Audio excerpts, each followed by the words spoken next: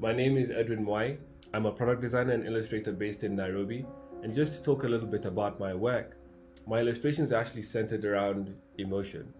The different moments of pain, of growth, of becoming that we have all been through, but mainly directed towards giving others the platform through which that they can look at the piece and see for themselves what the different elements make them feel.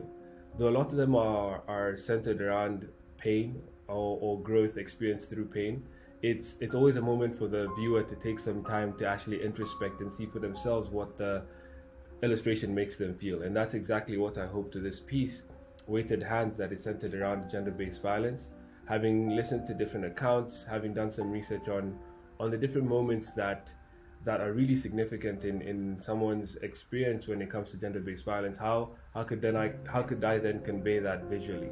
And the central void that I've placed, or rather the line that I've placed within the piece, is actually the spreading, rather the void through which gender-based violence spreads into the different points of the community or the individual who's actually experienced it in the past or currently. And I think it was extremely important to convey, one, expressions of pain, but two, bondage or an inability to speak out. And that's what each and every one of the characters in the piece are experiencing.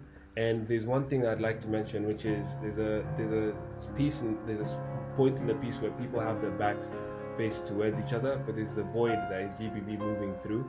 And that's to say that though gender-based violence exists within the community, I think it's very easy to turn a blind eye, one, or not necessarily know what someone who's gone through this may experience or how they feel. And I hope that this piece gives someone the chance, or it sparks that thought of how does this affect me, or how does this affect people who are near and dear to me, or people who are around me. How does this actually affect them?